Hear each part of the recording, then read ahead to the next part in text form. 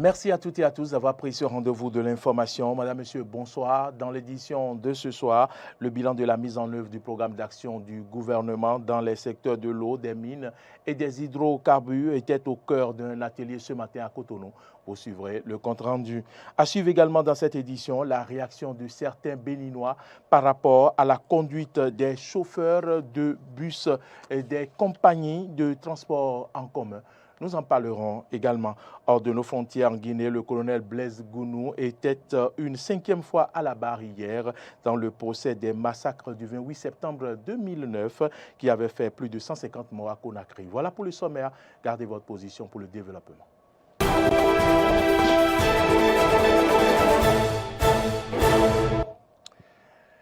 Une fois encore, merci à toutes et à tous de votre fidélité et bienvenue dans ce journal. Le bilan de la mise en œuvre du programme d'action du gouvernement dans les secteurs de l'eau, des mines et des hydrocarbures, j'en parlais en titre.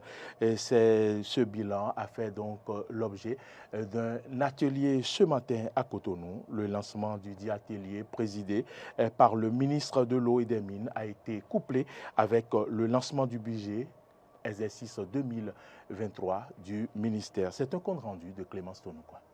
Faire le bilan du chemin parcouru et identifier les éventuels goulots d'étranglement afin de procéder aux ajustements nécessaires à l'atteinte des objectifs assignés au ministère de l'eau et des mines d'ici septembre 2025.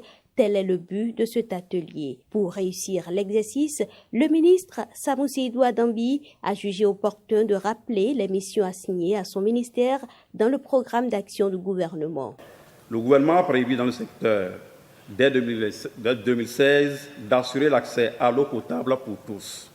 Cette noble ambition, qui cadre parfaitement avec les objectifs de développement durable en son numéro 6 des Nations Unies consacré à l'accès à l'eau potable, à l'assainissement et à la gestion durable des ressources en eau, s'est concrétisée au cours du quinquennat 2016-2021 par la mise en œuvre d'importantes réformes et l'exécution de plusieurs projets, aussi bien dans la gestion intégrée des ressources en eau que dans la mobilisation et la distribution de l'eau potable en milieu rural et urbain. Dans le secteur des mines et des hydrocarbures, secteur aux énormes potentialités, des projets ambitieux ont été programmés dans le cadre du PAG en vue de mieux connaître les ressources du sous-sol et de les valoriser. Le ministre a également dévoilé les grandes lignes des actions entamées ou déjà réalisées dans le cadre de la mise en œuvre du PAG avant de mettre en exergue la nécessité de poursuivre la mise en œuvre de ce programme. Il s'agit, entre autres, dans le domaine de l'eau, l'achèvement des études techniques relatives aux travaux de réalisation des piézomètres, la réhabilitation du réseau du bassin de l'OME et du réseau piézomètre du bassin sédimentaire côtier, l'aménagement de 145 hectares de périmètre irrigué en aval des 10 barrages, l'achèvement et la réfection des travaux de construction de 3 abreuvoirs et de matérialisation du couloir de transhumance. Dans le domaine des mines et des hydrocarbures, la poursuite des procédures pour la réalisation des travaux de construction des dépôts de stockage des substances explosives à usage civil, la poursuite et la reconnaissance des gisements de pierres ornementales, la restauration et la réhabilitation de 2 sites de carrières d'exploitation de substances minérales, la dotation de matériel roulant et équipements en vue d'un meilleur suivi des activités minières et pétrolières, la mise en évidence de nouveaux indices d'or et de lithium sur toute l'étendue du territoire national. Le devoir de continuer avec abnégation la mise en œuvre du PAG est donc un impératif pour tous au regard du chemin déjà parcouru. Le budget du ministère de l'eau et des mines, exercice 2023, lancé à l'occasion de cet atelier bilan, s'élève à 85 milliards 179 millions 817 000 francs CFA. Parlons maintenant du Conseil des ministres d'hier qui, en dehors des décisions prises concernant le drame de Dassazoumé, s'est également penché sur d'autres sujets dont je vous invite à suivre la substance avec Wilfried Léandre Rungwedi, secrétaire général adjoint et porte-parole du gouvernement.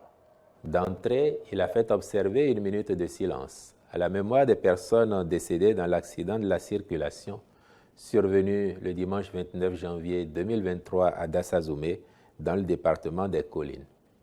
À l'issue du Conseil, les décisions ci-après ont été prises au titre des mesures normatives. Sous cette rubrique, il a été adopté, entre autres, le décret portant révocation de M. Joseph Bloka du corps de la magistrature béninoise pour faute disciplinaire d'une extrême gravité. Au titre des communications, en point 1, réalisation d'études d'impact environnemental et d'études architecturales dans le cadre de la construction et ou de la réhabilitation de lycées techniques agricoles, d'écoles des métiers, de lycées scientifiques et d'écoles normales supérieures. Le Conseil a autorisé la contractualisation avec divers cabinets et groupements d'entreprises spécialisés, les ministres chargés du dossier étant instruits d'en assurer la bonne exécution. En point 2, contractualisation avec la société Semaris pour l'assistance technique à l'opérationnalisation de l'Agence nationale de gestion des marchés ANAGEM. En vue de doter les villes du Bénin d'infrastructures et d'équipements marchands modernes, le gouvernement a mis en œuvre le projet de construction de 35 marchés urbains et régionaux. Conformément au schéma retenu, les marchés nationaux seront transférés à la Société des patrimoines immobiliers de l'État, SOPI, les marchés urbains et communaux des villes à statut particulier à des sociétés de patrimoine à créer et les autres marchés resteront dans le patrimoine des mairies. Toutefois, pour assurer une gestion efficace des dites infrastructures, en concertation avec les communes d'implantation, il a été décidé que la gestion de l'ensemble des marchés soit confiée à une agence à créer à cet effet. Enfin, au chapitre des rencontres et manifestations internationales, il a été autorisé la participation du Bénin à la 18e réunion des experts et à la 9e session ordinaire des ministres des pays membres de l'initiative d'Accra, prévue pour se tenir à Abidjan, en Côte d'Ivoire, du 31 au 2 février 2023. La 44e session ordinaire du Conseil d'administration du Centre régional africain d'administration du travail à Ouagadougou, au Burkina Faso, du 1er au 3 février 2023, ainsi qu'aux réunions du Conseil d'administration et du Comité exécutif du Partenariat pour les compétences en sciences appliquées, ingénierie et technologie, PACET, à Kigali, au Rwanda, du 1er au 3 février 2023. Vous le savez, ces dernières semaines, de nombreux accidents se sont produits sur nos axes routiers au Bénin, dont le plus grave, celui du dimanche dernier, impliquant un bus de transport en commun. À la suite de ce drame, Arthur Windo s'est rapproché de certaines personnes qui ont l'habitude d'emprunter ce moyen de transport. Elles se sont prononcées sur le comportement des chauffeurs de bus sur nos routes. Suivez ce reportage. Au Bénin, comme partout d'ailleurs, les véhicules de transport de personnes continuent de dicter les lois. Les Béninois apprécient de diverses manières la conduite des chauffeurs, des bus, des compagnies de transport. C'est un peu pénible. C'est un peu pénible parce que surtout qu'en agglomération, la vitesse est réduite. Mais quand on sort d'agglomération, il faut commencer par prier. Souvent, la façon de se dépasser et tout. Pas tout le monde qui ont la permis. Il y a d'autres, c'est à cause des soucis.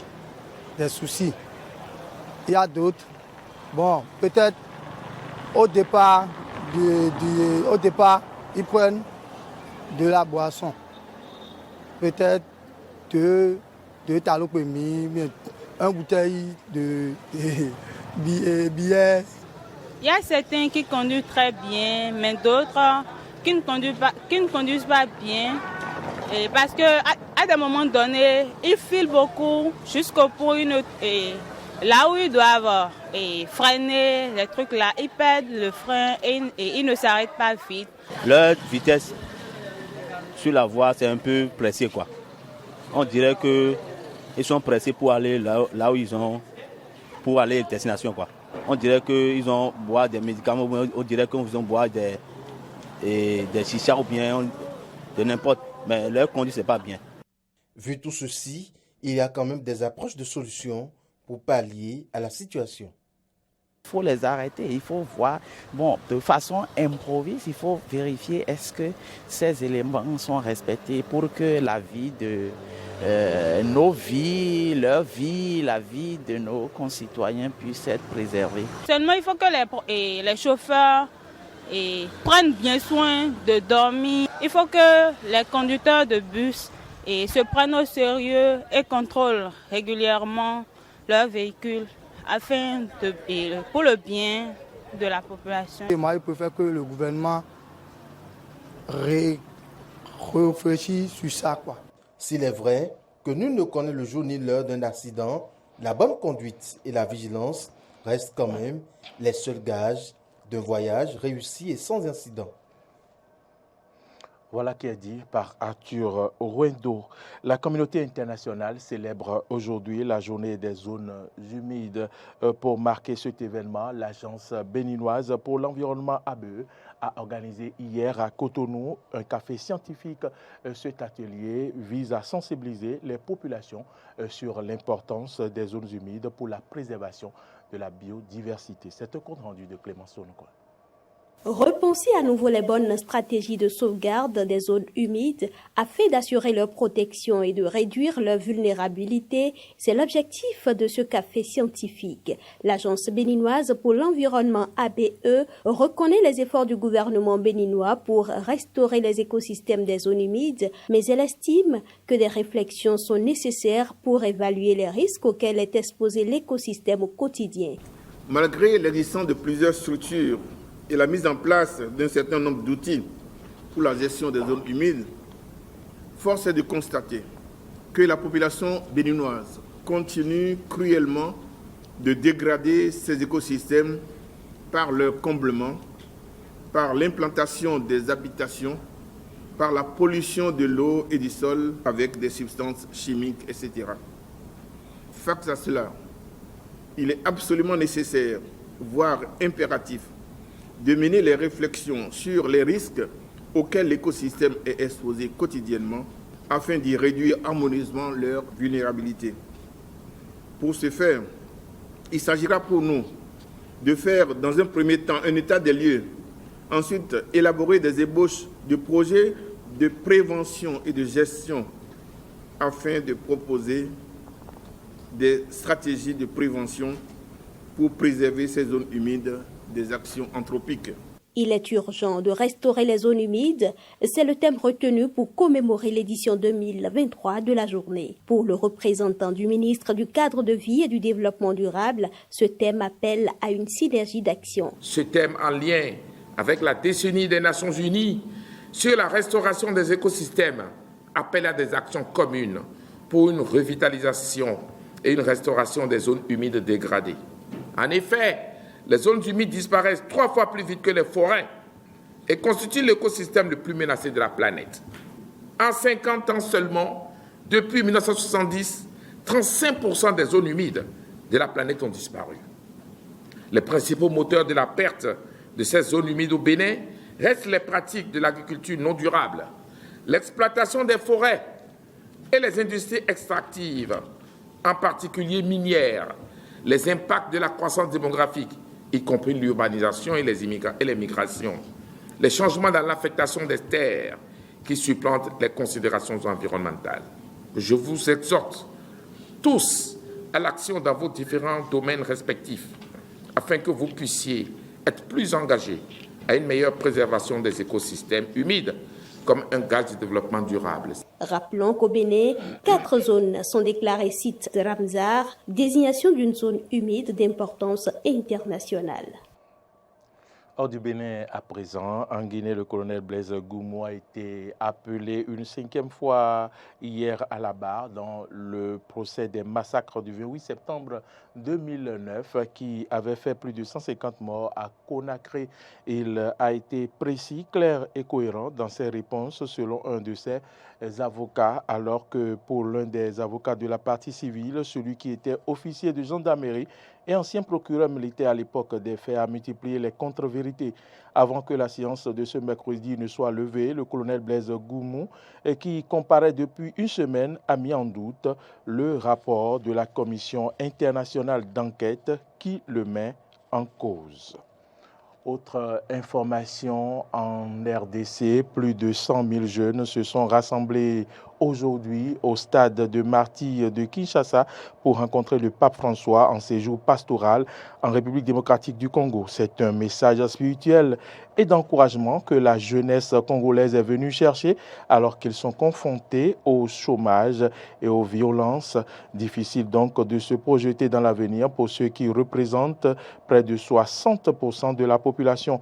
À 86 ans, le pape qui se déplace en fauteuil roulant en raison de douleurs au genou a rencontré en fin de matinée le Premier ministre Jean-Michel Sama Lukonde à la nonciature apostolique, ambassade du Saint-Siège en RDC. En milieu d'après-midi, il s'est rendu à la cathédrale Notre-Dame du Congo, construite en 1947, où il a prononcé un discours devant des prêtres et religieux. Madame, Messieurs, c'est ici que se referme ce journal. Merci à toutes et à tous de l'avoir suivi. L'information continue sur nos différentes plateformes YouTube, et Facebook, Twitter et sur notre site internet www.bene-eden.tv. Mais vous pouvez également nous suivre en téléchargeant notre application Eden TV Diaspora FM sur Play Store ou App Store. Bonsoir.